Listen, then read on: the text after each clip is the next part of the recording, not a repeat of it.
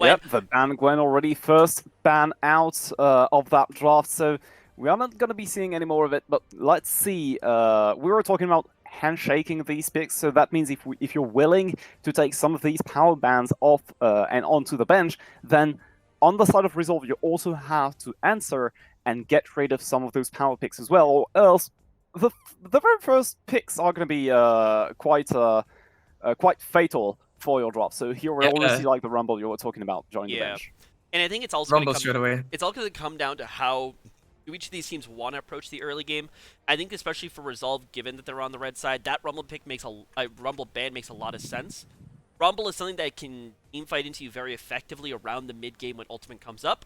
Given that Resolve are the team that wants to take those fights, if you're going into a Rumble, those fights are going to be a lot less impactful. Karma as well coming through for Resolve, so trying to narrow down those options, and the big three already off the board. Gwen, Varus, and Rumble, boom, get them out. Yeah, what I'm interested in here is we're seeing a lot of early game bans from the Cloud9 side. You know, Olaf, very strong early game jungler, Yep. capable of getting lots and lots of picks. Varus with the lethality build as well, another early game. So it looks like maybe Cloud9 are going to be looking at doing either trying to get a strong early game pick and forcing Resolve on scaling, or maybe they're looking to strong side the bot.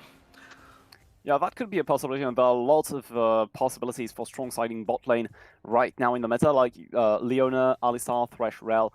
You can pretty much go any route if you want to. You can even go Kog'Maw and Lulu right now, so that's like Lee lots of Sin. options. Okay, so I gotta put a caveat on this one, because obviously we've been seeing a lot of solo lane Lee Sin, predominantly top lane, a little bit of mid lane. Jiu is still one of the few players in amateur who will still take that into the jungle. So that is a potential three-way flex pick. In fact, actually, Jiu mostly known for some of his Lee Sin play at the end of last season. So already throwing down the gauntlet, but I want to actually circle back to that point about playing that strong side bot lane.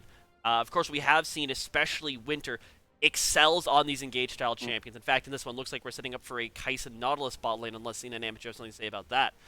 But I've never seen the Resolve bot lane to be that super stompy style. Last season on Barrage, when it was Gorok and Winter, it was closer to that. But definitely, when you slot a Ray into that team, it is a super hard. We are going to beat you up in the mid game. So, curious to will they be able to funnel the gold into a Ray as effectively? Will they be able to pick up? Speaking of, are they going to funnel gold? Like, Ezreal's not exactly a kill lane, so the answer is a resounding yes.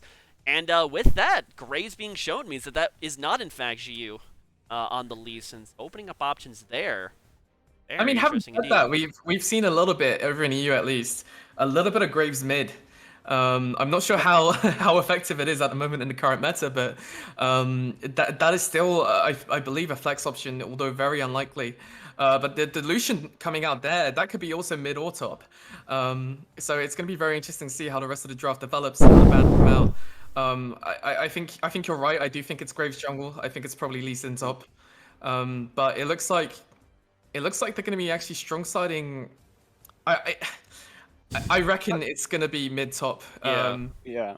Like you've been bringing up the what are we going to see in the upcoming picks here in the draft? I think that definitely the way to go here is just like let's not try to predict what's going on with the flex picks, and rather just throw it out the gauntlet here.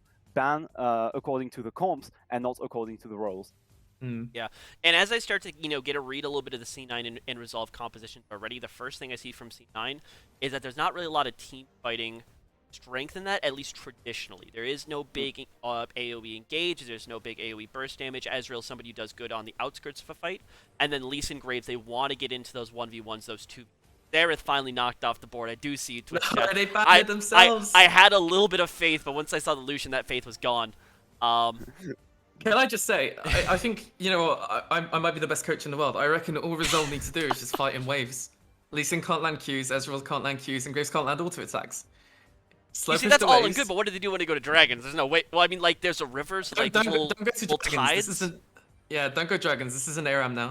No, see, like that's where Rise actually 5-hit, because you go into the dragon pits and now you all hide behind the dragon, and the enemy team is just going to leash it for you. There we go. Shots. See, that's how it works here. Perfect. They're even leashing Crab for you. Graves autos it once. Yeah. Thank you. See you later. I mean, to be fair, Udit does the same thing, right? Yeah, to some extent. True, yeah. I mean, he just runs very quickly and can definitely get in behind there. Mm. Resolve, bringing us a little bit back to center. Set will be the pickup, so is that flex pick. You can pick it into top side, you can play it into support. I've seen Yeah. Winter play it more than Pi. Well, now especially with Alistar, the set toward bottom side makes a little bit more sense, given that you're into a melee matchup. But we'll still have to see what Resolve are planning here. CNN Amateur, it feels like they're also listening to me last time around, and I'd be interested to see if we see like an Orianna or something here in mid lane. You know what I Or think they should do? hit me. I think You're gonna say I think Yasuo. yeah, well, Ginger Yasuo makes is a the lot of first choice, Yeah. but I reckon they should put Set top, put Kai'Sa mid, Lucian Braum bot lane, strong side bot, Kai'Sa mid, right? let APA scale. I mean, yeah, you get more waves in mid. Kai'Sa's not gonna die. Graves ganks, you can just like, control for, flash your level 7 mastery in the middle of the minion wave. You're not gonna die. You heard the man now. Resolve surprise us with that very last ban on R5, and that's not going to be the set support. It's a rel, and that's going to be a set for the top lane. And I'm not quite sure that this is going to be the Kai'Sa mid that you're willing to see, right? It's doubtful. It's It's just game doubtful, one. but It's game one. You know, people are warming up. We're not quite into the bag of tricks just yet. Still playing with house money at this point. So I just want to see Yasuo, honestly. I mean, you can you can still slide a little DM here and there in I've between already game done 1 and that. 2. I'm not gonna lie to you. I did that about 6 minutes ago. And Lucian's response was APA can barely play most champs. yeah, that sounds like a traditional response coming from the manager of the Resolve team. Yeah, Um, so yeah, unlikely unfortunately, but hopefully, maybe I need to slip him a couple dollar bills at some point during the series. In addition, Yeah, see Yeah. if we can make it happen. Yep, and we'll keep an eye just as we continue through to make sure that there are no surprises here in the orders. But I think the initial read we had on this was right. Lee Sin, top side, you still have the Lucian mid lane for APA.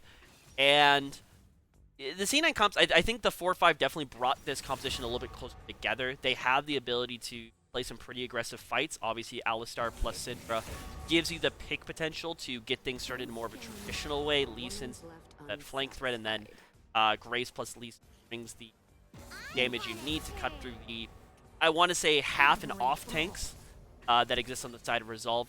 No one's like the super beefy boy. I mean, Udyr's probably the closest thing, but you got no Ornn, you got no Maokai, you got no Malphite, you have no Scion on that team to deal with the double ADCs. But then look at the other way. You don't quite have the greatest frontline in the world to deal with a Kai'Sa Lucian game as well. So when all is said and done, the compositions are actually quite similar. Nobody's really looking to take advantage of the laning phase, or at least of the side lanes mid to late game. Lee Sin's probably the greatest candidate up there to take over. But, you know, these look like two team fighting comps to me. They want to get in and start fighting in this mid game and just out-execute their opponents. Yeah, for sure. And I'm also thinking here that if we are definitely going to be looking at a game that goes like somewhat even into the laning phase, I think that next step you want to look forward to is going to be the mid game, right? And at this stage of the game, here C9's comp will start to really shine, right? You have Right. like the super staple pick mid game powerhouse in the Syndra.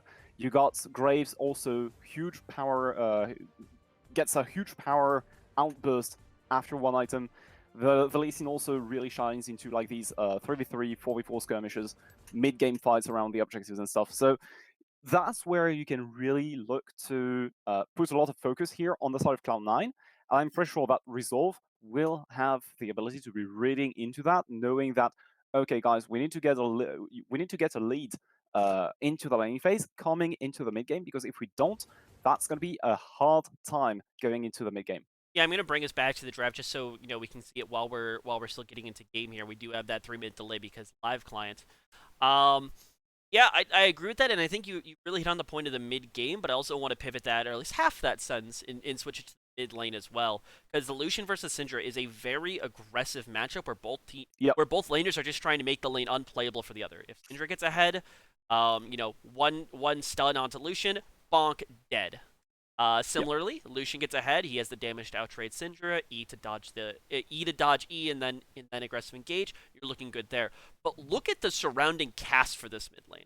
Like, you have an Udyr Rel with an ADC who's not going to die in a 1v1 versus an Ezreal. I guess fingers crossed on that one. Uh, Hopefully. yeah, I mean, I say that now, but I've seen crazier things. But you have Rel Udyr, who both should have the ability to come in and affect this mid lane matchup onto a somewhat immobile mid laner in the Syndra. But then you got the other way as well. You have an Alistar who's looking to be going over those walls. I mean, I'm always down for a good Hex Flash into the mid lane as well. And with the gank assist that Syndra's able to provide, I feel like this mid lane is going to be very volatile. Even if it's Yep. not straight from the 1v1, it may be from the 3v3. I completely agree. I think mid lane's going to be the lane to watch. I think, Graves does need to get his farm in early. I think Syndra's not going to be as strong until level 6.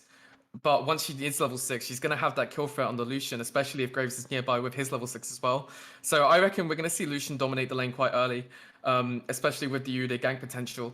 But I think from maybe level 6 to level 11, we're actually going to see a lot more activity around the mid lane from Graves and from Syndra. And that might pivot it a little bit. So who knows? Maybe because of that, we'll be seeing some earlier objectives. I think Udyr is quite good at taking the dragons quite early. And I think Alistair Ezreal is quite a safe lane, but they can also get onto you if you do get caught. So I don't know. I think what we'll likely see is Resolve looking to get quite an early dragon and then take that tempo into the bot lane. But it's definitely going to be an interesting pre-6 mid lane game.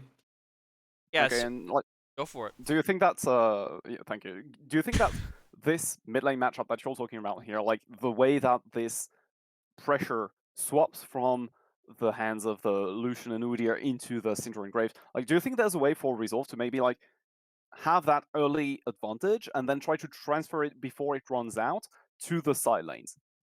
Absolutely. I think this is the thing about Lucian. He's capable of surviving a lane on his own. He's got a dash, but with that, I reckon we are going to see Alistair roaming a little bit. Ezreal's a very safe AD carry to leave in lane alone. You've got an escape. Um, this might just be the game of what do the supports do. I think this might be, as Return said, decided by the 3v3 in the mid lane, because you've got two AD carries who want to scale, who are able to survive on their own. I think Ezreal's a little bit safer than Kai'Sa, but in the 1v1, I reckon Kai'Sa wins it, especially if she's going Halo Blades. I think there is an angle here for Resolve to focus on mid, maybe pre-6 or pre-11, and then try and transfer it into the side lanes. But I reckon if I was Fnatic, I'd probably be focusing on mid-top early, and then trying to transfer that into something more for the Kai'Sa.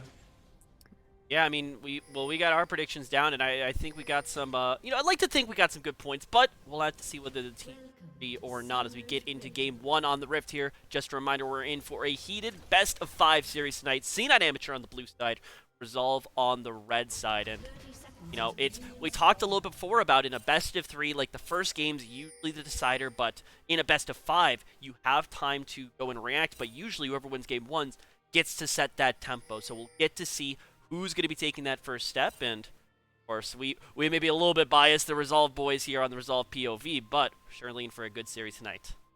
Definitely, and we've got the early wards and the early sweepers from both supports going back to the base and picking up the sweepers. I think the division game's going to be quite an interesting one here as well. Yeah, for sure. Like the sweeper here is really gonna help both of these engaged supports get that bush control priority in that bottom lane, which is so important for both of these supports. Like not necessarily to the ADCs, because you did say that these are two AD carries that you're quite happy leaving alone. But then, in order for one of these two supports to get the priority, you kind of want to have that push control, right? Yeah, it's going to let you roam as well. You can check if you got spotted along the way. I think as a mid laner, if you spot a support roaming, you can waste a lot of time by baiting them to come and then, making sure they don't get you. Another interesting thing, by the way, is the Doran Blade starts top, but from both top laners, looking to be aggressive. I think they're not too worried about poking and trading, which I think is quite an interesting buy from the set, because set is strong early, so the damage is going to be good. But I believe that, as we say that, yeah. the fight's starting. Yeah, Pai's already going down on that top side. I do want to keep in mind, because both junglers started on the bottom half of the map, Udyr on his on his blue buff, Graves on his blue buff, they will be finishing up towards the top side of the map, so that top grab should be drawing attention from the mid lane, from the top lane, and potentially the first bloodbath of the night, which I've got a feeling there may be many more to come, could start right here about that 3-minute mark when the crab does start to show its face. Yep, and for now, that crab pressure that you're talking about here is going to be denied to the Graves because he doesn't have bot lane advantage right now as the Kai'Sa and Rel seem to get the better of that Ezreal and Alistar. So there is room for Fnatic to be getting that double scuttle. That would be a huge advantage in the early game. Yeah, I Yes, mean, definitely. ooh, actually, as we say that, I might be eating my own words. Because Graves went for the red into top side in order to get Gromp and get level 3, he's actually doubled back to bot side, so almost perhaps pulling out of that early game aggression we were talking about before. Maybe reading the rift, understanding that top lane's going, not the greatest for Speedo right now. Bot lane, sure, it does look like the bot lane for Resolve do have that push, but you got enough room to get in, get that crab, and you're taking what could have been a double crab for Resolve into the 1-for-1 trade, and I do have to say good on C9 and good on GU for reading that game state. Yeah, I think that was a very smart move. I think he realized that Udyr does win the early game fights. Look at this. Fan is just sadly walking around that topside jungle where like, where is everybody? Where are my camps? Not finding anything just there yet, but on a ward, Speedo gonna be taking the first champion damage of the game from the jungler. Fan, he's run this one down. That's a lot of damage, yeah. Fnatic needs to flash in. Speedo flashes out in time, but that's not... Oh my god! The first block turnaround from Speedo gets the kill check. onto Fnatic. Somebody check his PayPal. What's going on here? A little bit deep, just a tad too deep there. But it was quite an ambitious dive. I think he definitely, I do like the aggression. I think the aggression is really, really nice to see in this early game. Playing around the set's obviously doing a lot of damage, winning those trades. It's a shame that he didn't manage to get the kill, but that is a first blood for the Lee Sin, which is going to come in strong as well. Yeah, especially because that was a lane where Speedo was, getting the tail end of those trades, and Pai's on a very strong champion in the set. So all of a sudden you take that point of strength, kind of throw it back, and Pai's got to be thinking, what the hell is going on here? Why is my jungler under enemy T2? Speaking of enemy junglers, look here at GU. Pai is very low, has the W charged up, which will be dropping by the moment, but now GU is going to be looking for something deep under this tower. Yeah, there comes the teleport to disengage, sort of disengage the move, but the damage comes through, and the flash from Set will save his life right there. And Captain Shrimps even made the move, but it was all for nothing. Set leaves. Lee Sin opting not to take the Q there at the end, and I think Pai decided just to flash just in case. But he would have traded his life if he did. And these are actually early game plays I'm a really big fan of from C9. One of the biggest things that I will always say about amateur play is that they don't take advantage of space differences and spatial advantages in League. It's always usually boils down to team fight ability. Do we have better keyboards than they do? All that kind of thing. But because they recognize that there's this void in top lane that Fnatic had just vacated, they move up the top side. They get APA to blow his TP to defend, and sure, they don't get the kill, but because they move first, they force their opponents to play to them. Not exactly Pep Guardiola's Man City up here, but it's a really good way to manipulate your opponent to do what you want to. And now, the side of Resolve, they're starting from square one. They had to go make that play, and now they're just trying to figure out what can we do after it. Here we go, though. Okay, it looks like it's just going to be a disengage at the end of the day. Really quite a nice trade here by C9 Amateur to make sure that the enemy bot lane will not be going over to bother the Graves doing that Skull Crab. And we've seen that top side play kind of fail here with Pai managing to flash out at the end of the day, but that means that Resolve did get the first Drake of the game, and because that second Drake is going to be a Cloud, it's going to be an Infernal or a Mountain Soul. How does that exactly play into that game? Well, maybe gotta hold on for a second, because I think Fan's got a more pressing issue. Speedo, he's coming for revenge. Oh, yeah, Lucian dashes over the wall, flashes out now, and that's going to be the calling onto the Syringe to make her back off. Really nice executed here by APA, and that's the mid laner, the mid lane diff that we were talking about, right? The little pressure here. That's hey, you could call it a mid diff there. Yeah. One of those mid laners were in position, and it just happened to be ours, so I'm fine calling it what it is, but yeah, it was an interesting move from Speedo. It was almost like the C9 team, they acknowledged the advantage they got on the top side, and they wanted to keep that rolling. Speedo pushed up top, walked into jungle, but I don't think he had the numbers or the strength, realistically, to carry through. Response play out of side Resolve, and I do want to commend APA. good knowledge to flash away after getting kicked over the wall from Lee Sin. But it's like the classic get out of jail free card for Lee Sin. Kick an opponent, jump to them, and then jump away. So not getting hit by the Q does he also secure the got kill. threatened. He got threatened by the Syndra stun as well. You know, it was a really good dodge. The thing right here is like Speedo, as you said, like he wanted to keep that advantage going. He was like, okay, now we play top side. But the thing is that XU was like, maybe his GPS broke or something. He was kind of lost on the map, being bot side at that time. And so like Speedo moves up to top side, meets the enemy jungler, and now he's finding himself at a number disadvantage actually. So. And we're seeing the vision control come out from on the top side from Cloud9. They're looking to control it as Rift Herald is the only objective up. As we did mention, Resolve did go for that early dragon and they did pick it up, which is Ocean, which is very good for their team at the moment, especially when they're trading a lot during laning phase. But now that the Rift Herald is the main objective up, Cloud9 are looking to get this vision in the top side and probably prepare for it. Yeah, they're looking up there. I'd be keeping our eyes onto Wixie to see whether C9 want to take a straight up Herald. So basically keeping your lanes as they are, don't move anyone around the map, and still just try to use the power of your solo lanes to get that Herald, which I think they're opting for. Or do they bring a rotation somewhere around? Do they bring Wixie and Breezy up, you know, hand over a play bot lane, but take Herald as risk? Looks like it will be the former of the two. Is already feeling this one up. And pathing up here, but I really don't think that Resolve have any claim to this Herald right now, especially with the bot lane pushing the way it is. Yeah, Well, like they are getting some priority mid lane. They're possibly going to get a gank off here. Mid lane, that's going to be Shrimp taking a lot of damage. Here comes the culling with a lot of damage actually onto the Shrimp's health bar. He's now going to be forced to back off. But that's not going to be stopping C9 Amateur from doing that Rift Herald, and that's one in the bag for XU. Fortunately, though, that does get them the prio in the mid lane for the bot side and possibly doing something here. Place is still up, so there's still a lot that Resolve can do with that prio, but Syndra here trading it back. Yeah, not really finding a concrete kill here, as she's lacking a little bit of damage at this stage of the game, right? She doesn't quite have enough AP to make it count, and also that Lucian has been playing the lane fantastically, so that means he's full life. And now Pi and Speedo are just giving a go at each other, trying to make sure that one of them becomes the best brawler, and it just happens to be ours. So yeah, I'm also fine with that. We'll take a Pycan lane angle any day of the week. But as that goes, I mean, we're looking at the top lane matchup right now, but I got to shift our eyes down. Dragon, 25 seconds away here.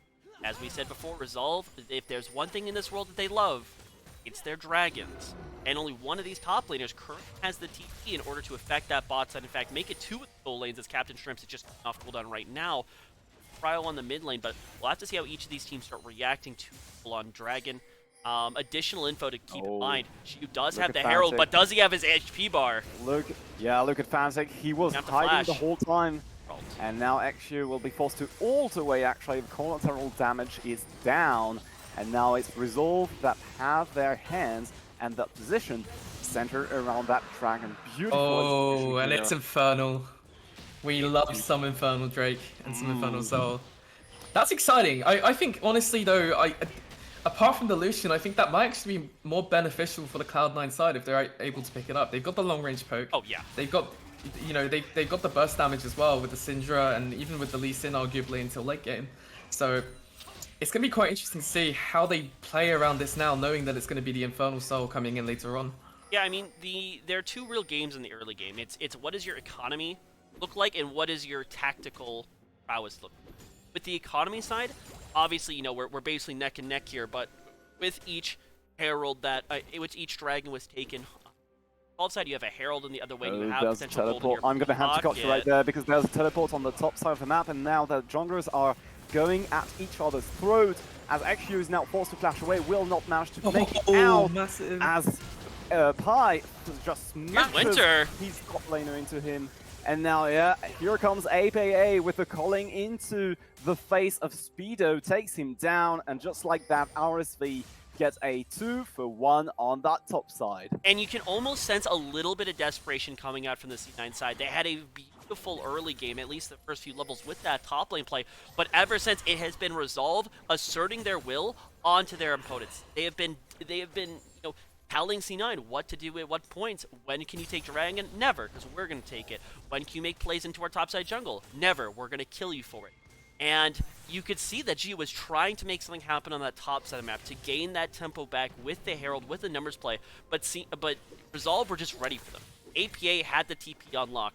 I and Fnatic won that 2v2 at the beginning, and if that wasn't enough, Winter was still in the wings with the cavalry charge. So a little bit of gold gonna be going back to this mid lane as G does use the Herald. He didn't use last time. Oh, here comes the TP. Yeah, TP here. Winter is now on the ready. Pi is also here. Oh, gets the flash engage denied. Absolutely brilliant. Brilliant stun there, or pushback, sorry, from the Syndra. Yeah, that scatter of the week was really on point here. And the only charge that ends up making it through is the one of the Herald onto that tier 1 mid lane tower, which means that some plays are going to be going over C9 amateurs right now, which, not gonna lie, is all that C9 amateurs have right now in terms of goal lead, which have been pretty even despite all of the brawling and fighting that we've had throughout the game. Yeah, I mean, they are picking up a big wave there on the bottom to match it up, and APA are going to pick up some plates now, which are going to go down in 20 seconds as the fight, or the trade begins in the top lane. Yeah, one spell rotation, and that's going to be it. Pi now walks back up, and on the other hand, though, Winter does engage onto that Alistar now. The stun goes through, and the whole bunch is not enough to take any of these very tanky supports down. This is what we like. We like a lot of fighting. We like a lot of aggression, and we're seeing this from both the set and the Rel and the bot side. Yep. I mean, I think that was Alistar who started that engage there, and they did burn the ignite on the Rel as well, but nothing coming from it. But this is what we really want to see. We're starting to see these fights. We're starting to see, I believe, a little bit of desperation coming out from Cloud9.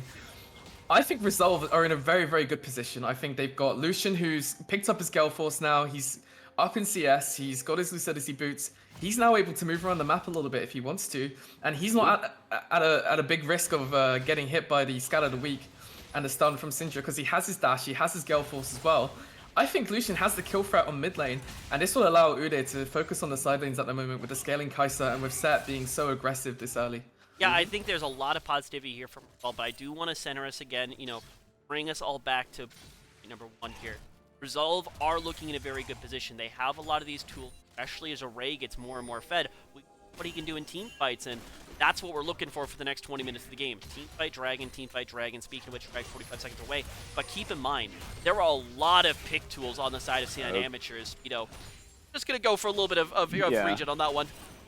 There are a lot of pick tools that can easily turn these fights if Resolve are not meticulous in their Dragon preparation. So, sure, I'd say the ball's in Resolve's court, but that is not the, it's not a secure position. They still need to execute, and they cannot give C9 the opening that they've been waiting this entire game for.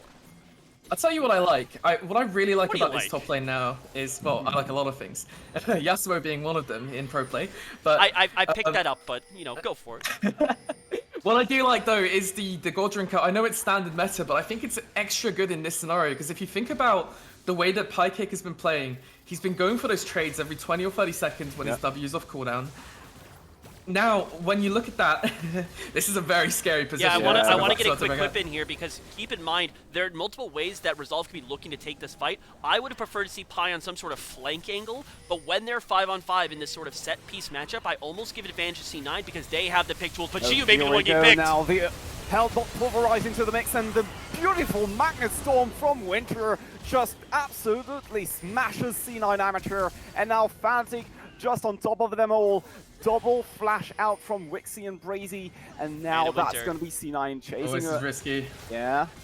Oh, Fnatic now in a bit of trouble here. He gets turned onto, but now Winter with the crash down again will get the double kill here over to Always Plan Ahead, and Speedo will just be forced to dragon kick his chaser away. You know, I was a little bit scared there. When I saw 2 go up, 2 go down, I realized they were split, and what Cloud9 were able to do there is say, okay, we have the 3v2 on this side, and we have the 3v2 above us, and of course, getting closer to their base is where they want to go. It's a high chance of safety. So they instantly went for the engage there, and Winter got quite low, but Winter managed to land a massive knockup, which I think bought a lot of time for APA to come in and do a lot of damage onto the backline. Yeah, from all the time that I've known these guys in Resolve, I will say, they're not exactly the most clinical. They're not exactly the most ingenious. ever play the game League of Legends, but goddamn, are they really good at team fighting? And I think that just perfectly shined through with that last play. Because that was even I tried to get that last bit right before the fight started. That okay, just make sure APA gets out okay. But Yeah, but before the fight, I thought that C9 Amateur would have wanted to play that more set piece battle where Winter. Yeah, ah, Winter screw with it, a just kill crackdown Captain here. Shrimp. It's fine. Gets onto.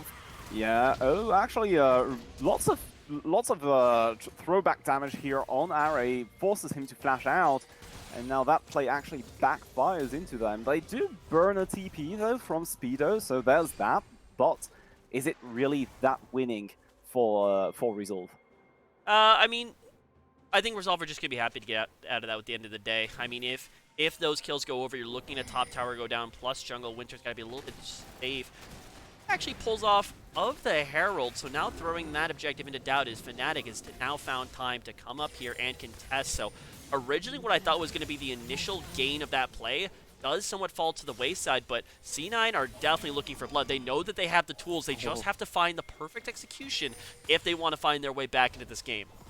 I do want to point out, by the way, that because Lee Sin did burn TP in that fight, we have Set on the side lane now with TP advantage, and of course Syndra does have the TP, but can Syndra match the Set, or will Set be able to do a lot of damage on the bot lane and stop Cloud9 from having a real threat onto this Herald? The Herald's only got a minute left. It's going to be interesting to see how Resolve play around this. Will Udyr back and go straight to the Herald, or will he look to do something in the bot side? I think that Resolve, especially because they're playing around this mid lane, I don't think this Herald's going down to either side. I think the Resolve are going to be comfortable having the threat of stopping the Herald, but looking to put their efforts into this Dragon. Dragon Soul in 22 minutes, so about 2 minutes from right now, it will be the Infernal, as we mentioned before, but that's a win con right there. It's not the greatest in the world for the double short-range 80 carry threat, but you still take it over nothing. Yeah, I think with APA not having a TP up as well, it'd be very risky for Resolve to look to contest this, because then they'd have Cloud9 would have a TP advantage for the Dragon, and they'd be able to put Syndra on the side lane to pick up some CS, and they'd most likely match it with the Lucian. But now, Sherlock, I'm sorry to cut you off right there, but you know, because something in my head's been saying he's wanted to talk. I'm interested on your take. What do you think about all this? So we've been bringing up the Infernal being that main win condition here, and I think that what's going to be really important here and pivotal for Resolve's lineup is these immediate power spikes that they have, because we've been saying, oh yeah, these team fight comps, they want to scale, right? But then if that zone is a win condition, it doesn't matter about scaling anymore.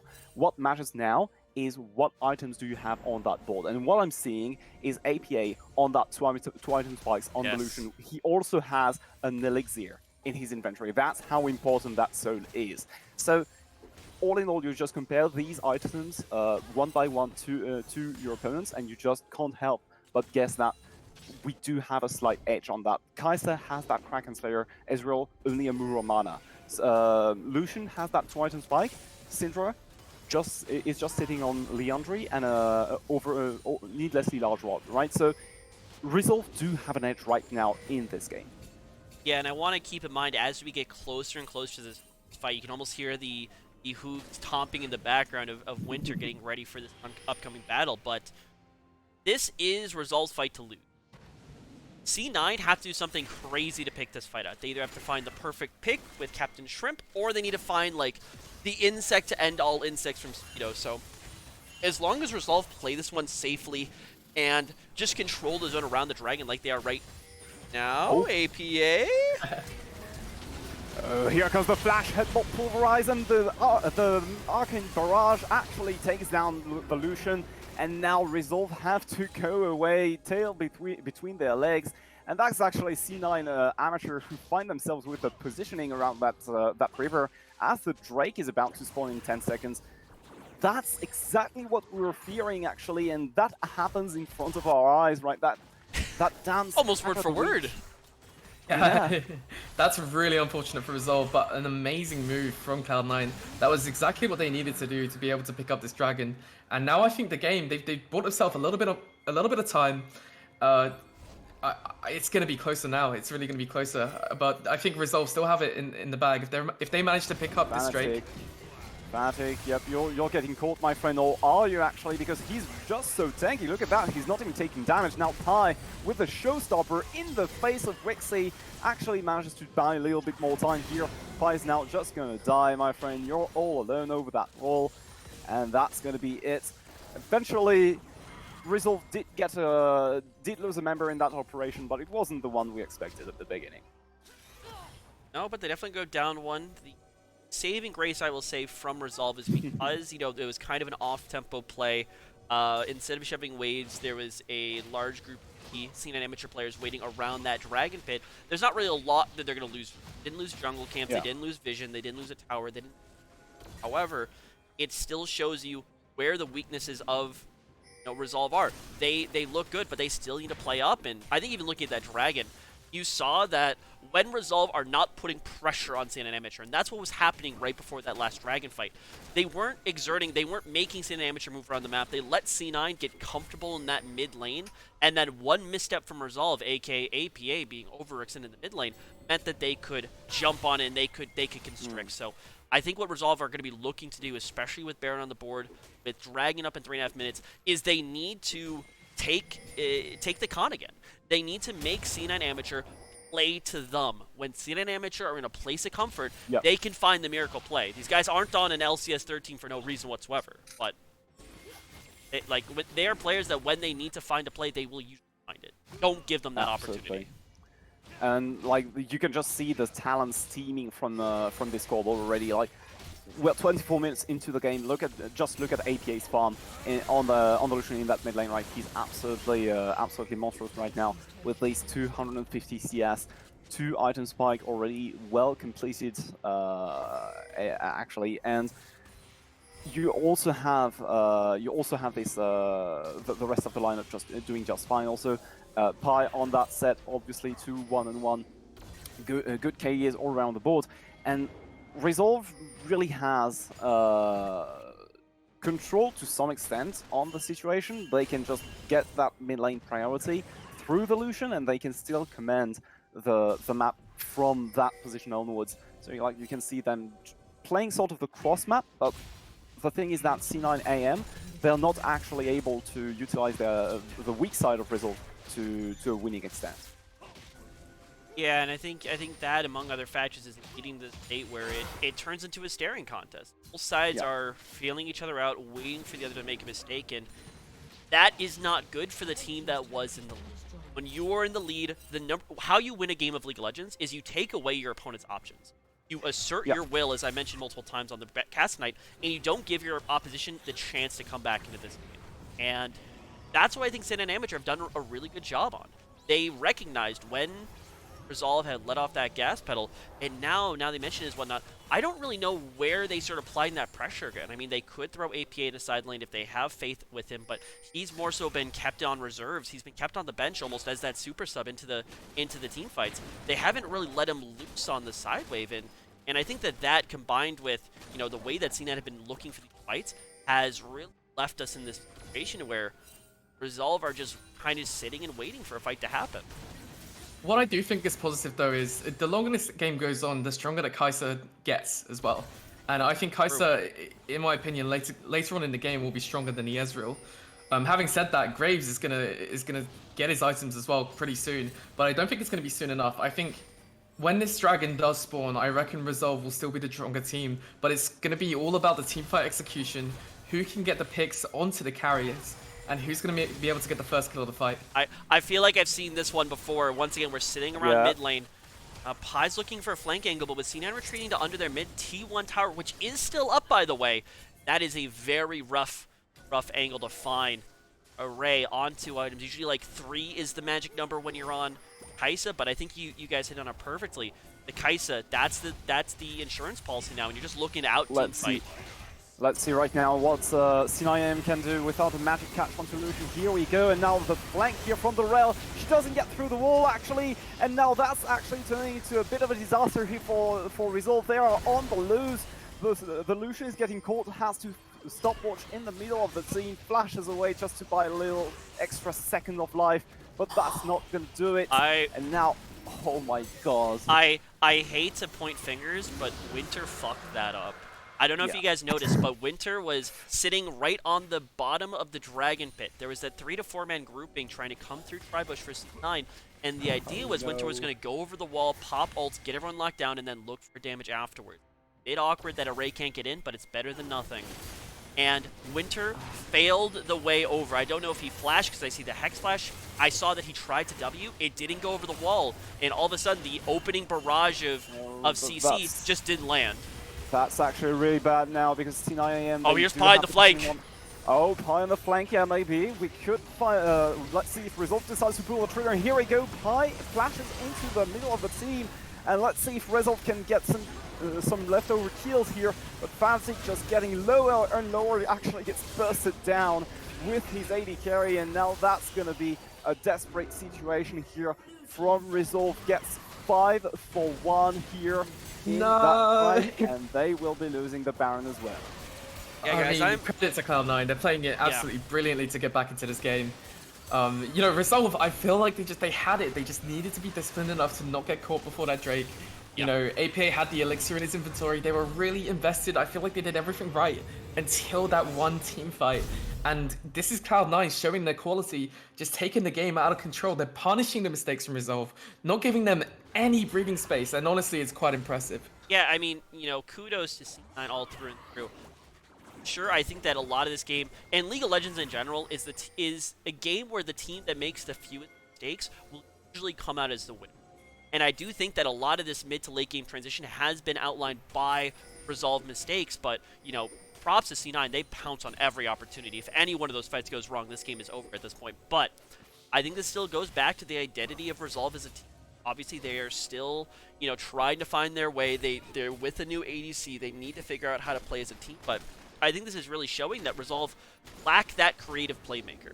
They lack that type of player that tries to find the alternative way to, you know, secure a dragon, secure a fight. And when they are put in those situations where it just goes into that, you know, mid lane ARAM kind of back and forth, they sometimes lack the ability to get a one-up on their opponents. And overdive from C9, maybe. Yeah, we're all diving that tower right now. And looks like it's not going to be going too well. Actually, Wixie has to flash away, and now here comes Speedo. He tries to get into the back line here, but the Resolve does pay respect, and now they're going to be having to walk back, lose Fnatic in the bunch, and Lucian is not quite there to save the day.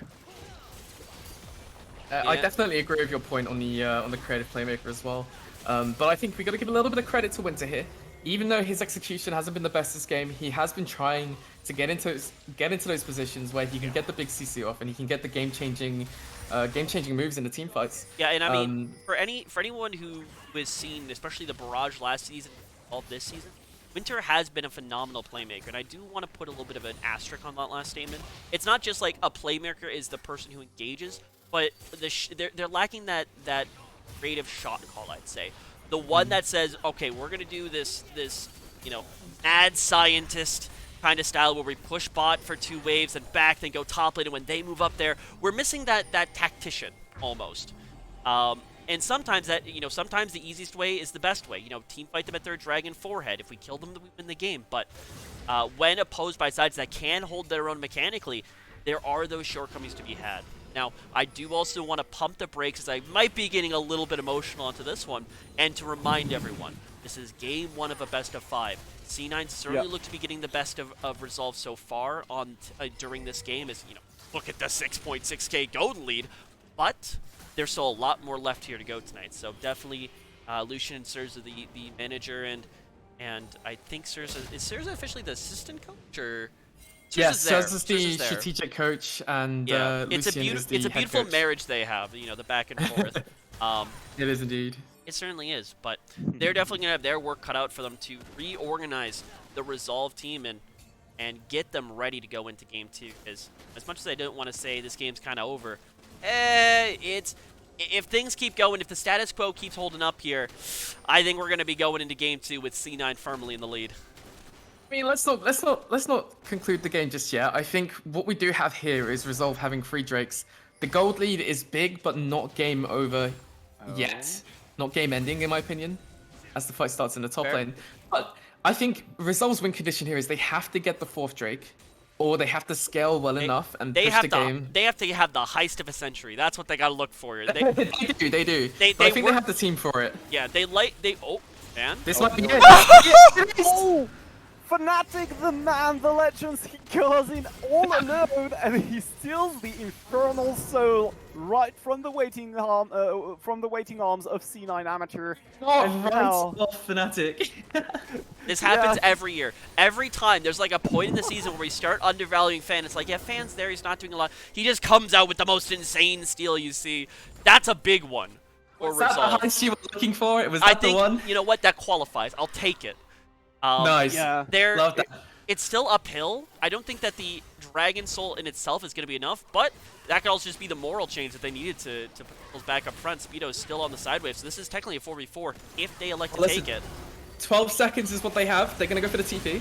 Yeah, here comes the Magnustorm with the showstopper now, and everyone on C9AM is packed together as APA now gets blown away by the Lucian here, and now the Kaiser is finding herself all alone to destroy the to keep these towers alive. Speedo also will back off now. C9AM have not lost a member yet, but Resolve are down by the support, and now the Colin comes through, tries to thin the wave a little bit here, but that's not nearly gonna be enough now. As here comes Pi, manages to get that kill on Alistar, and the Infernal Soul that we've been talking about has done some work here, but now that's Oh my god. ooh, that's a big chunk by Pi. But there's no one to follow up on that damage because APA has been chased around. Look Oh, at the TP. TP coming in behind. Oh, the TP here by Pine. Maybe we could salvage that play a little bit more. Here comes the Strike Breaker, actually. Face Breaker, not quite enough. And the Haymaker will not find its target as Pine will fall. And Resolve managed to keep themselves alive in that game for just a little bit longer. But how much longer exactly? That could have been the game end for sure. I believe, I'm not sure if you guys saw it, but I think Lee Sin kept Lucian alive with the kick. I think the True Shot Barrage was going to hit him, and then he got kicked out of it. Yeah, but Yeah. I mean, they may have stood up to that, but with the last push, with Inhibitor going down, with so much, and with Fan on the bottom side of the map, there is no way that Resolve can even dream about contesting this Baron, and with that going down, Yeah. I think that's the tool that C9 needs to finally put this game out the end. And I also want to kind of break down that last fight, because oh my god, is Speedo thick. Oh my god, the clap of that boy going through is insane. Look at his health bar. He's got, okay, he's only got 3k. It looked a lot bigger in the moments, but he's got plenty of armor to stand up to Array, and with the damage sources on Sterax as well. I just realized, I don't know why I didn't think of this earlier, but look at the damage sources on the side of Resolve. It's Kaisa and Lucian. Sure, Kaisa dabbles in a little bit of magic damage, but there is so much physical damage that the Yeah, it's all defensive you. items that C9 Amateur have been building have been the armor items that they've been building have been incredibly efficient so far. And you've just been seeing that Array doesn't have the damage to cut through it just yet. He's onto his third items. Both ADCs now for the side of Resolve have Lord Dominic's Resolve, so maybe that changes something, but there's still a lot of beef you gotta cut through. I do want to say, if sorry to cut you off there, but I think if Resolve manages to survive this Baron, keep out the push, is Elder a win condition? Do you think if yeah. they manage to get the Elder, it'll be enough to help I them mean, win? I'll be straight with you. If any team that ever get Elder automatically has like a 95% chance of winning the game. So yeah, it's there. We've seen weirder heists before, but I gotta say, there's a lot of legwork that has to be done before we can even start talking about the Elder Dragon. Yeah, we're gonna have that answer pretty soon into the game, I think, as C9 Amateur are now pushing onto that second inhibitor and are now looking to choke RSV, sending minions after minions into their base. And here comes Spy with a great showstopper, face breaker into all of the members. Magnustorm also across the whole team, but that's nearly not gonna be enough, because the whole damage and the crash from the Observer is also telling us that, oh, the game is not over yet, actually, so... No, this is the rewind. See if we can restart it. Yeah. That's... But I think game's over because that bug is usually from when the game stops. So yeah, what... a little anticlimactic. I mean, my take on what happens there is that Array doesn't manage to get away here. He gets smashed, and then APA can't really turn things around. So You know, yeah, what really concerned me there was the fact that I feel like they played that fight really well. I feel like Winter got a massive Yeah. stun and then a massive knockup, but the fact that they didn't really have any AP damage, they just couldn't cut through the 4 mils and the Randallwinds and the Ninja Tabbies that were being built. They landed everything and they still barely did a scratch. It was really concerning from that point of view. Yeah, I think that, we hit that point in the late game where there's so many tanks that the Lucian really doesn't do a lot during those team fights. And every 5 seconds, I swear to God, a Ray would just get hit with the most random skill shot coming out of, like, I don't know, Sweden. And boom, half his health is gone. You had the Ezreal ultimates, even Ezreal Qs felt like they just chunked, or even worse, Captain Shrimps with the QE combination on Syndra just demolished his health bar.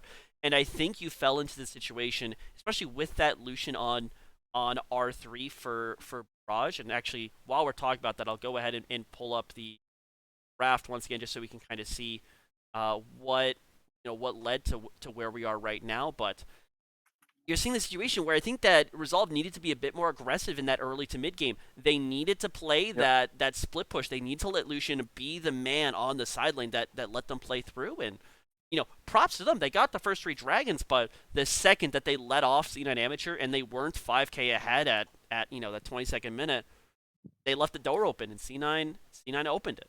So Uh, Also, I'm I'm also adamant that Resolve also lost to very clutch moments. Like for yeah, example, that moment where they were about to get that soul, and then there's like that scatter of the week onto yeah, the isolated Lucian in the mid lane, taking the pressure all alone while his 4 teammates is in the bush, the brush nearby. Like that's really unfortunate. right. The moment where Winter also has like the perfect dream flanking position in a choke point, and then ends up choking himself actually by Yeah. flashing into the wall. Like that's Yeah. Sorry, Winter. Enjoy your spot under the bus on this one, but I think that's perfectly fine. But here's the thing for me, and this may be kind of like my closing thoughts for this game, and how I look at amateur League of Legends especially. Good teams win via clutch moments. They win because their players have that clutch gene that they yeah, can come out the end of the game and be the ones to win. Great teams don't need to do. Great teams win the game before it comes to clutch moments. That I think is almost yeah, the story arc we're setting up for Resolve this entire season. Resolve is a good team that usually can win those situations. Where I want to see them improve is I want to see them denying those situations. Right, C9, they were presented with an opportunity that had a low chance of success, but they took it and they found it. Resolve need to work better when they have the lead, when they have the con, when the ball is in their court. They need to be the ones to prevent C9 from playing the game. I don't think they did that effectively enough this game, and I think it led to their downfall. Very well played for C9, but I will say we are in for a banger of a series tonight if that game was anything to go off of. Yeah, I definitely agree. I think, Resolve coming in at, I believe, a slight favorites. I might be wrong, but it was definitely a close game. I think Resolve had it early, but the truth is, I think with the dross, especially when you have champions that build Sterax, it was going to be very difficult for Resolve to win with a full AD comp. I think Yep. we didn't see enough AP on the Kai'Sa to really make a difference later on.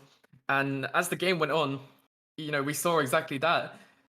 Even when Resolve executed the team fights as well as they could, it still wasn't even close anymore because Yeah. the armor stacking was just too much. So I hope So we can learn from those mistakes. hate to cut you off, but we do have to throw it to a break as we get ready now for game number 2 on the night. Remember, tune back in. We are not done here. It is a best of 5 in the Challengers Uprising quarterfinals. C9 Amateur versus Resolve. We'll be right back.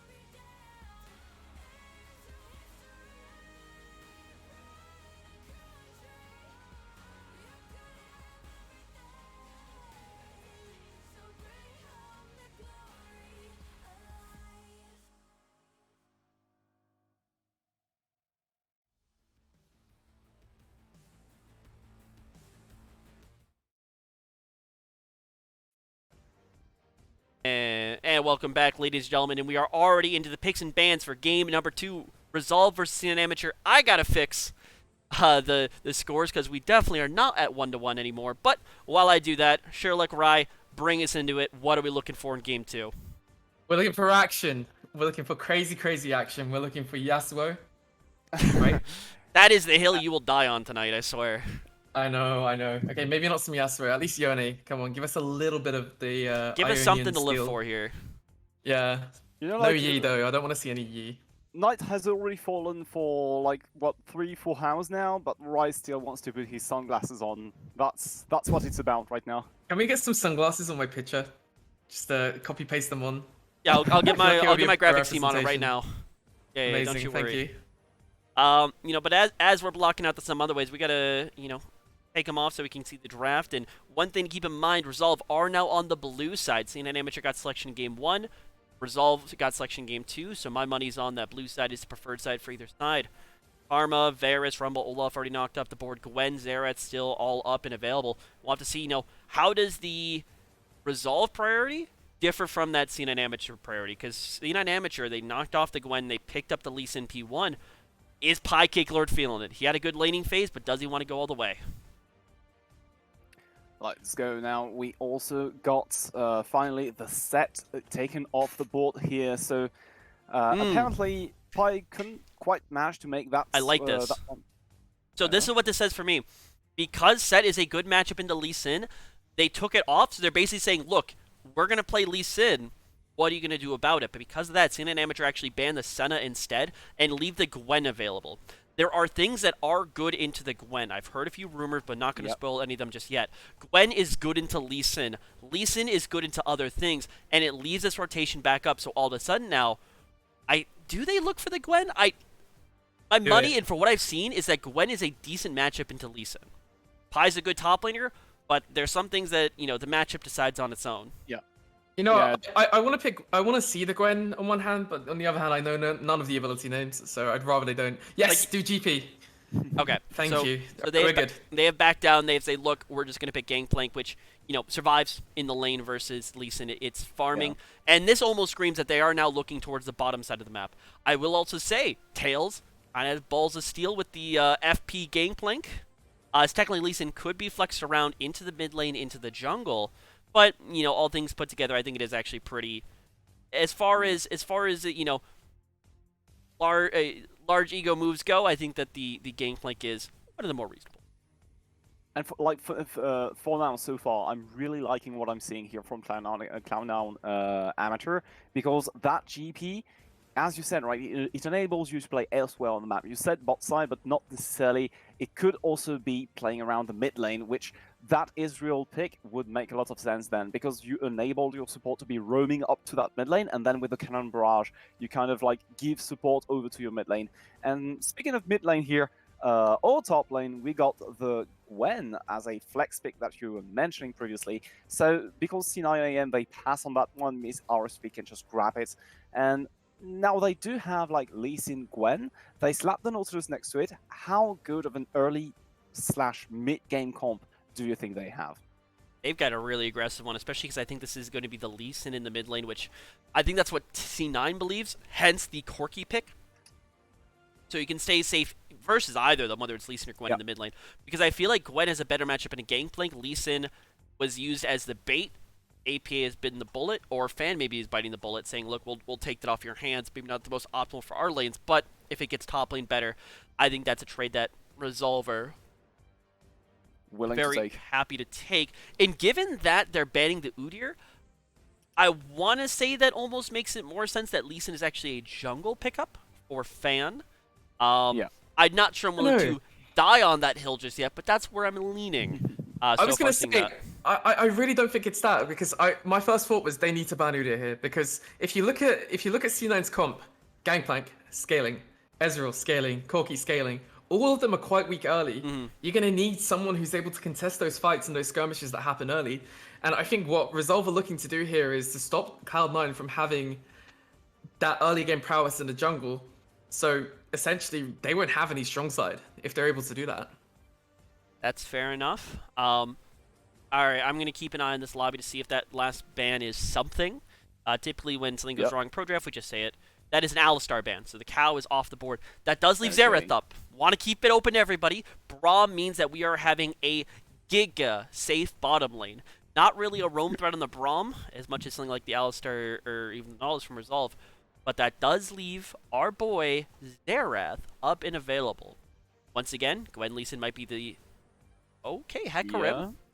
Yeah. Hecarim. Um, Okay. So I think we're uh, just gonna sit back. No, go for it. Actually, I mean, like C9 are definitely looking to play the very late game here with the combat they're lining up. So Hecarim to me makes some sense. You're right. You have already Lee Sin and Nautilus, so you don't really have the tools to match that type of scaling here. So it makes more sense to just all in into like the engage, the aggression on the side of Resolve. Try to seize a very good lead here, and then you can just have the Sivir as an AD carry, which if you build lethality, you get a lot more mid-centric power spike here on the side of the AD carry, and you also have like the on the hunt that lets right. your whole team run straight through the cannon barrage. Yeah, I wouldn't also be shocked if Nautilus picked up some additional move speed for the team. Yep. Just so you have like the super duper fast speed. But I do want to keep in mind that Resolve on their 4-5 have basically opted into taking a Stampede composition. They want to start fights by running really quickly and getting into the back line fast. I do also want to point out though that C9 Amateur have some decent pieces for that. They have Yep. Corki, they have Ezreal, they have Graves. 3 ADCs that can get out of the way of trouble, each with their own dashing ability. Rom works best when his opponents are coming into him and he can, Yep. punch Hecarim in the face. And then Gangplank also has that zone control because you set up barrels defensively and they have to gauge into your barrels, boom, free damage, free slows. Mhm. What C9 Amateur are lacking, though, is lane priority. Gangplank, I'm assuming, Gwen, is going to be interesting. I think that's really the one matchup that I'm curious to see. Actually, it is the other way, so it is still Lee Sin in the top side. Let me reveal that for the rest of our people back at home. Um, there we go. Fade that one over. So it does look like it will be the Lee Sin top lane, Gwen in the mid lane into Corki. None of these matchups are winning on the red side. Gangplank has the first few levels, but then he farms. Like, level 3 is Gangplank's strongest point in the first half of the game. After level 3, it's all downhill.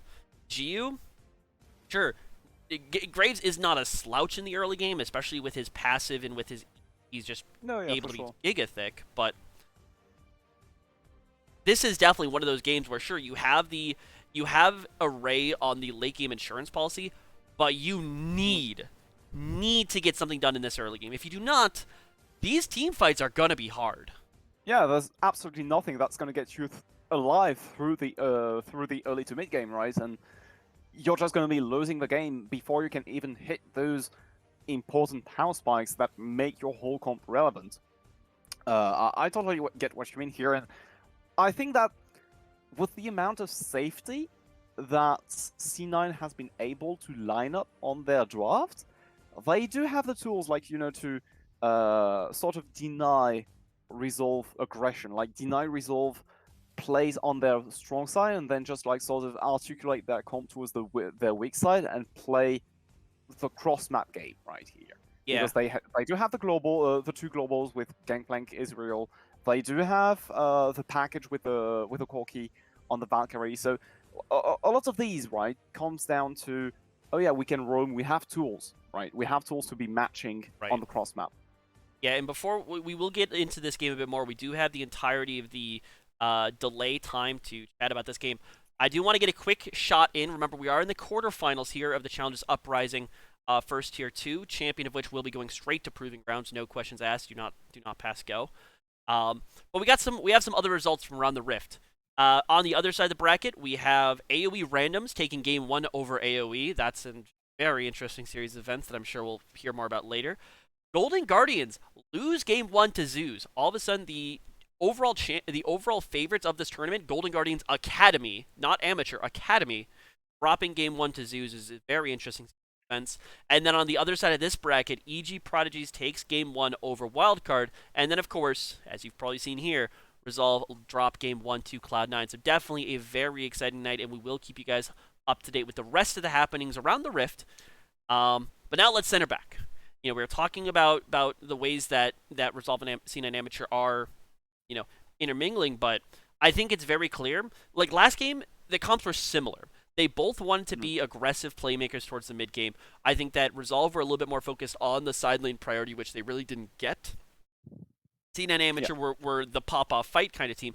This time, I think it's night and day. I think Resolve, they don't want to get into team fights until they're 5k ahead. C9 Amateur want to make it to 40 minutes, while still being on the same planet. So it's going to be really interesting to see how two very different styles are going to be coming together in Game 2.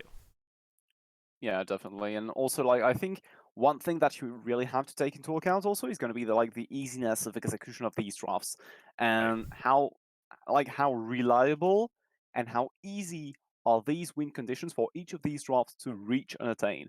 And the thing is that when you look at Resolve's win con, basically for team fights, it's just going to be okay. We just use the natural edge that we gain from the lane pressure in the early game matchups.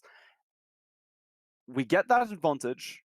We center our play around a neutral objective, and now we run.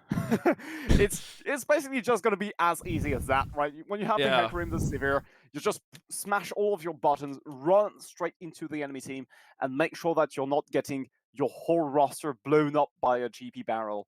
That's going to be as simple as that. So it's just going to be playing on vision, playing around the flanks, choke points, and managing to execute your comp.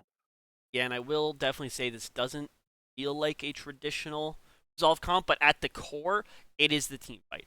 That is where they're most Yeah. comfortable, and as much as, you want to, there is some merit in adapting your play to your opponent. Sometimes you just got to play your own game, and I think that's what this game is more about from Resolve. They want to play team fights, they want to play that late game, and hopefully this time, with a little bit better of a spread of damage, I think Array can come online and actually, do damage to people as opposed to looking at Speedo, putting 10 auto attacks at him and watching him heal off of it. So, but with all that, ladies and gentlemen, we are into game number 2, Resolve versus C9 Amateur. C9am on the red side are leading the series, but with a best of 5, there's certainly a lot more league to come here tonight.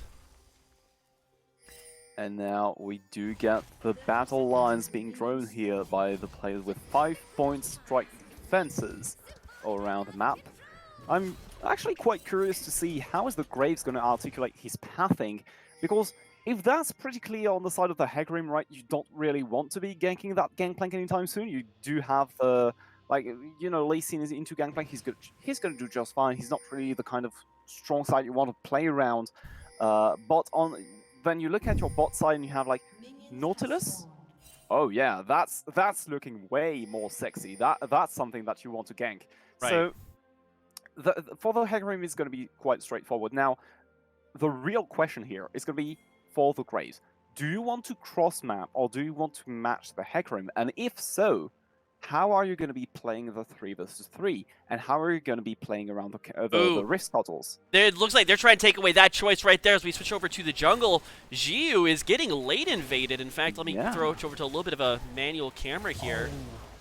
As Xiu doesn't know it yet. He's going to pick up the Raptors. They are really, really close, but Graves, will he try and replicate his last clear going from the red to the bot side?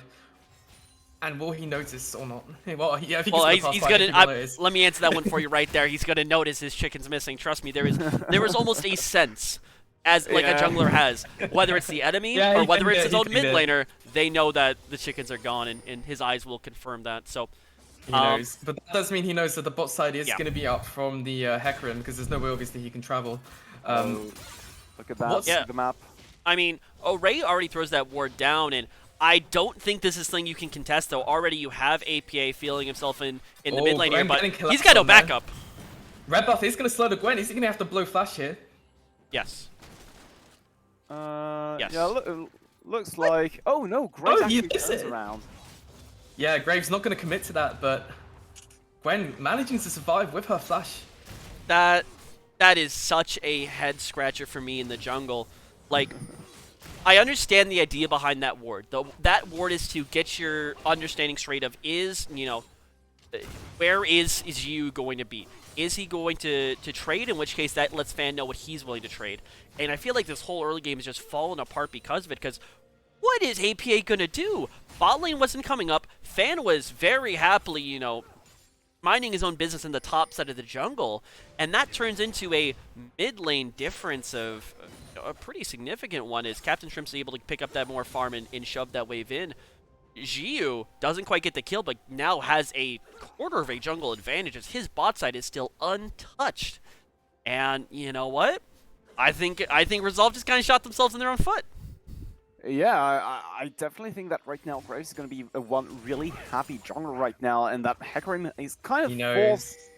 Yeah, of course he knows. I mean, like, you look at Fnatic right now. Where else can he actually be? He doesn't have a place to go on that map, and he's now shunted onto this top side. There's a lot of damage coming out from the GP there with the burn and the barrel moves. GP does a lot of damage early game. Like I said, up to level 3, that man is strong as hell. After, well, maybe we need to take a step back here, but in his prime.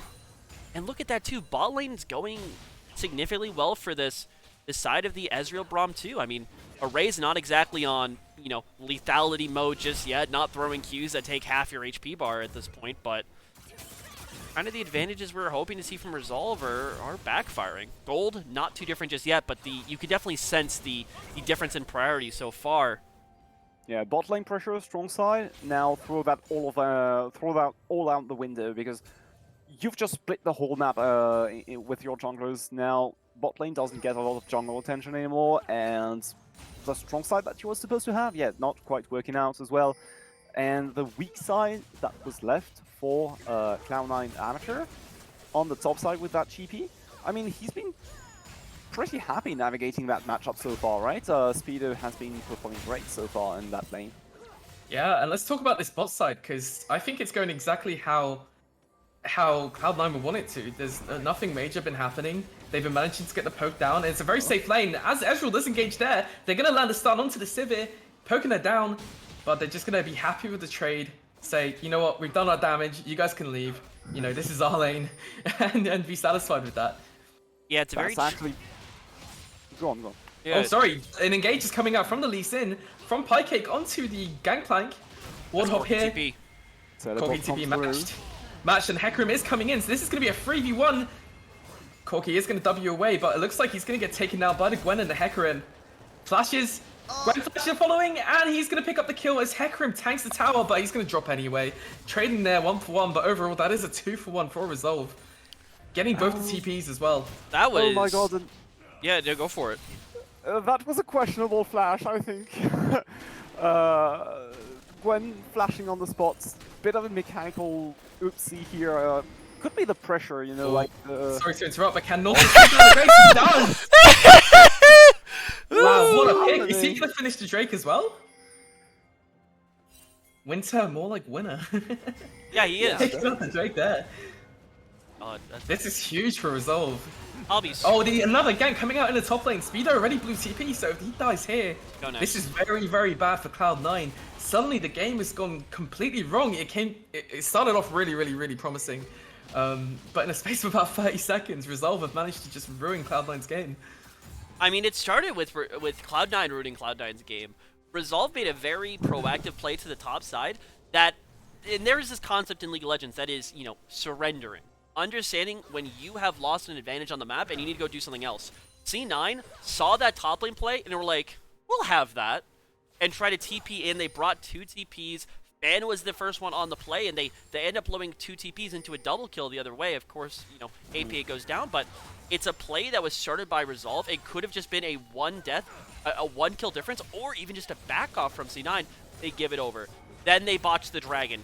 Then they botch top lane again, and now, you know, the early game priority that Resolve needed to get was just hand given to them by C9 Amateur, and this is now, once again, in Resolve's court.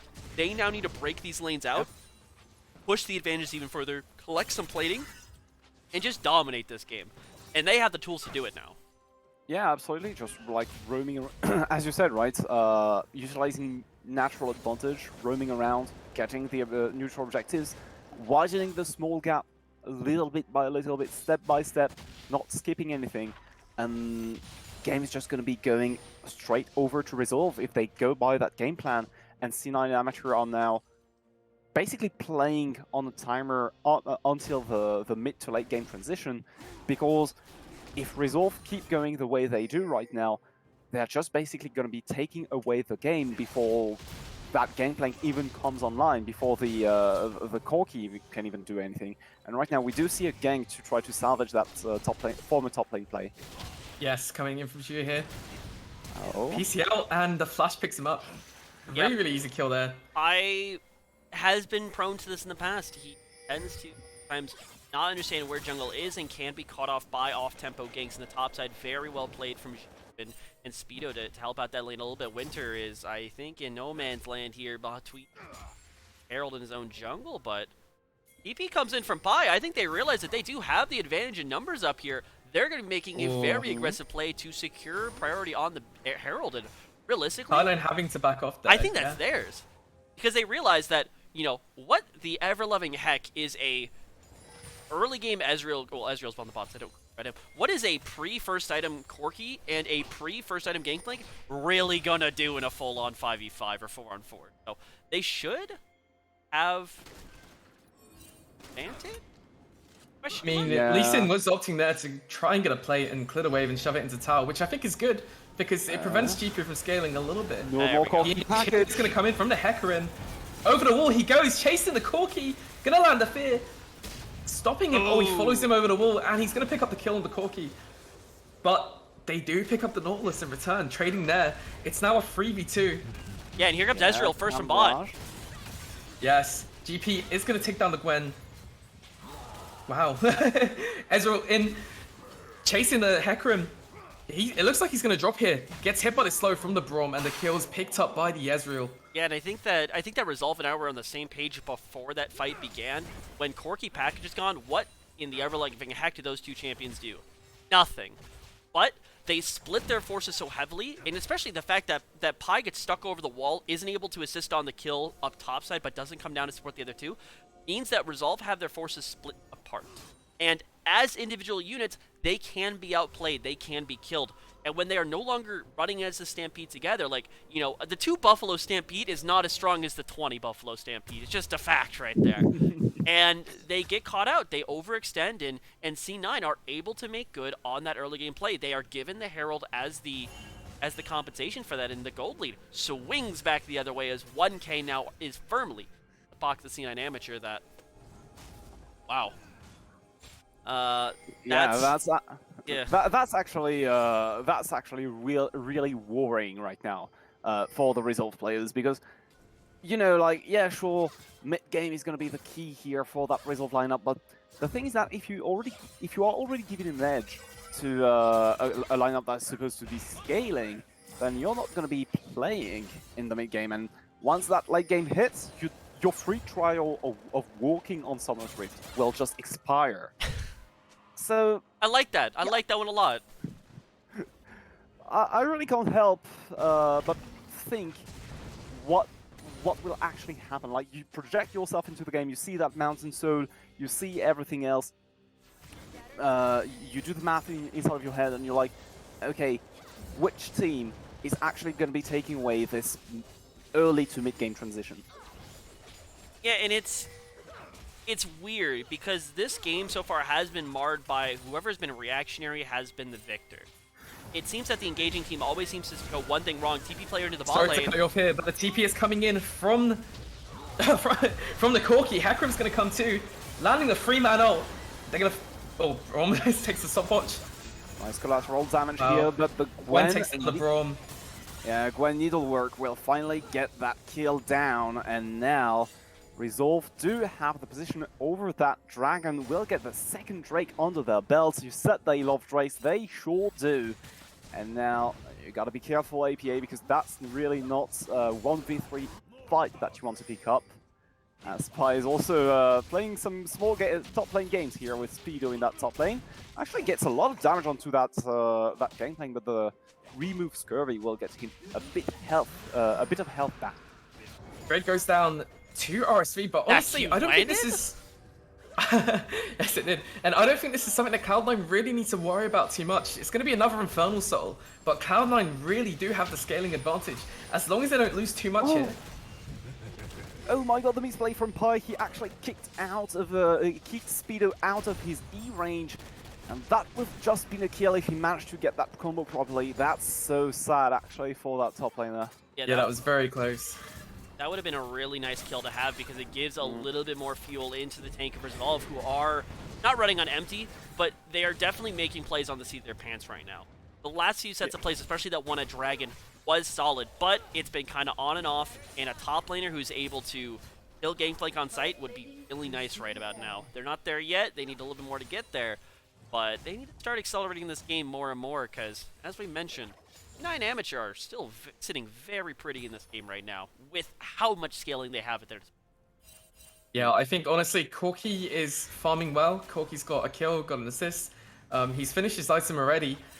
I think Corki's going to be the one to watch this game. I think Corki's going to probably give it 10 or 15 minutes. If it carries on the way it is, Corki will take over and be able to burst down Sivir, burst down Gwen, and do a lot of damage to the Lee Sin as well, with of course, Corki doing mixed damage. And I think this is what Resolve probably could have used in the last game. You know, I think Cloud9 here, even if they get behind, they're going to end up ahead with the scaling later on, and they got the mixed damage, so there's not much that Resolve can do about it in the late game without taking down the Corki. And here's the thing that I also want to put on the table, especially if this game scales further. We're talking about how big the Corki's going to be, but he's got 2 other big threats on his team. That's how you play these late game fights against the engage comp. If you only engage onto, let's say, the Corki, then what happens when Wixie and Speedo are fed as hell as well? I mean, I don't know if there are enough answers to the questions that C9 are going to be posing later on into this game. Breezy, I need an answer to of his own right now. Getting caught on the side now. Fanzik is actually on top of him. Might pop the blast cone. Actually, the onslaught shadow will just be enough. And on the top side, we got crossplay going on with the needlework of Gwen dealing tons of damages. And that's Speedo down already. Now XU can't handle the 1v2 anymore and will just fall as well. And you're speaking of RSV needing to fuel up their tank. Well, I think they've just done a full tank right there. Oh yeah, they force the kind of fights that they love at this point in the game. They let their individual combinations take over. APA and Pyke Lord are the stronger duo at this point of the game than Speedo and G. The bot lane try, I was a little worried because I don't think Array or Fan are really super online just yet, but they get out, no worse for the wear. In fact, they actually Fan sitting on 3-1 and 2 and a healthy advantage, 1k over his opposing jungler.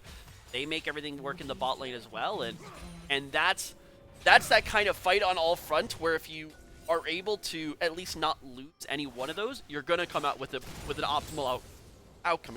Me.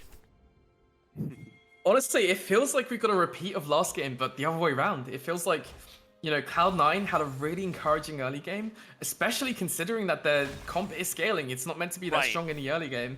And then, of course, we had the incident at the Drake where Graves got taken down by the Nautilus, by Winter. But, little things, and from there, the little things. But from there, it kind of went downhill a little bit.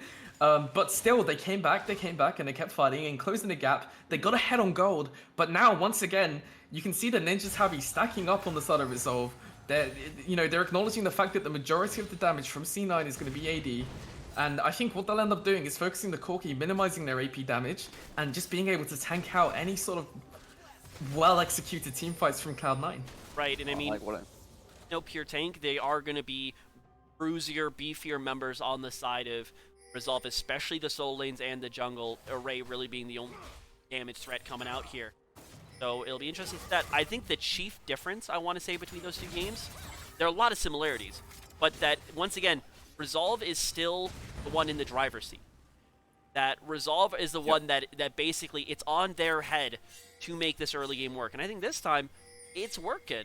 It's not working to the point where C9 don't have an avenue back into the game, but they have come back from some of their early mistakes, and now they just need to keep the pressure up, and this is a lot of pressure. Wedge line actually onto Breezy, forces him to get chunked down a lot, and Shrimps also the Herald! Preemptively. The Herald, yeah, no! Herald will just be used as a diversion here, so that Resolve can actually enter the river and not be seen here. That could be a deadly trap.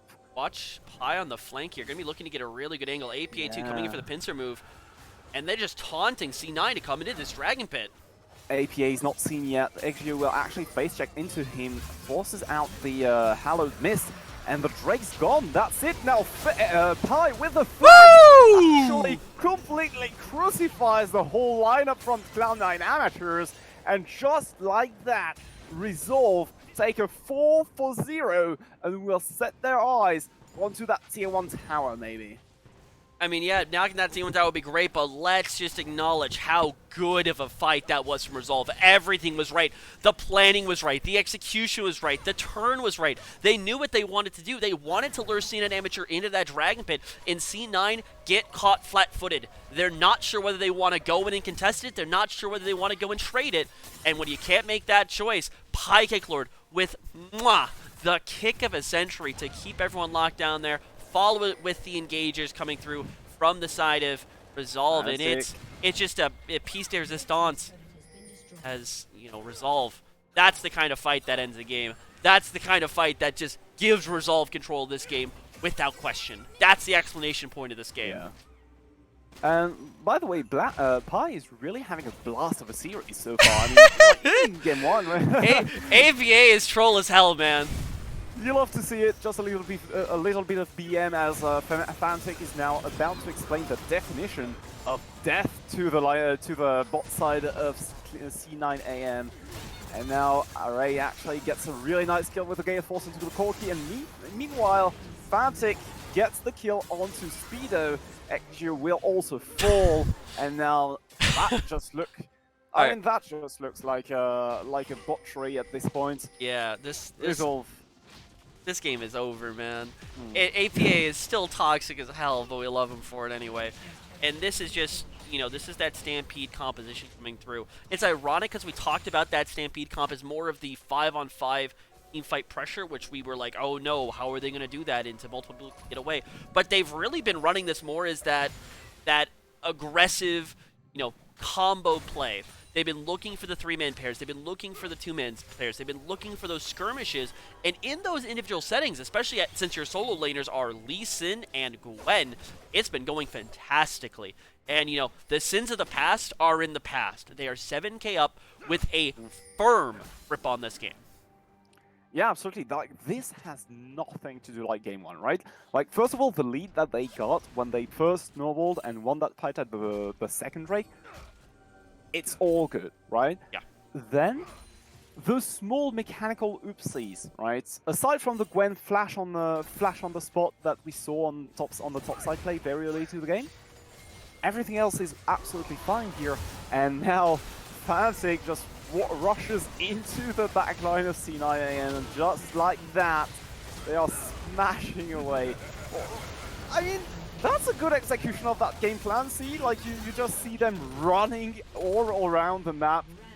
It's just basically a chase on sight at this point. We see you existing on the map. I'm sorry, sir, but you don't have a license for that anymore. We are gonna have to tell you to go back to your black and white screen right as soon as possible, right? Yeah, I mean, this is how you play League of Legends from ahead. You never let your opponent get comfortable. You don't give Speedo time to farm. You don't give Captain Shrimp time to farm. You fight them wherever they may be the second you see them. Fan executes that well, jumping in. And, you know, if C9 are not able to stabilize, they are not able to farm. They're not able to scale. And Resolve just keep expanding this lead. What initially was a 2-3K lead is now 10K. They have 3 dragons. They have the Baron now firmly in their pockets. And they're not going to end the game with this Baron, but they're going to get slow with it. They're going to be looking for an inhibitor, and they're going to be firmly putting C9 into game 3. And generally, right, that's the moment where I'm supposed to be reading out the scoreboard out loud to further stress on your point. But I just might as well read the whole KDA scoreboard, because everyone on Resolve is having a huge performance so far.